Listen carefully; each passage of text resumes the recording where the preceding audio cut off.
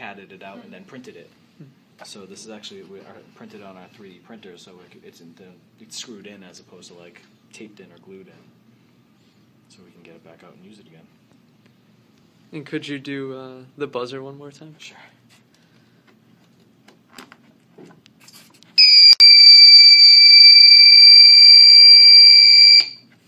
Wow. I know. And we had to tape them up while we were like assembling. Yeah, everything, we because the kids were like, my cover them up ears so are they don't have to ringing. do that. Yeah.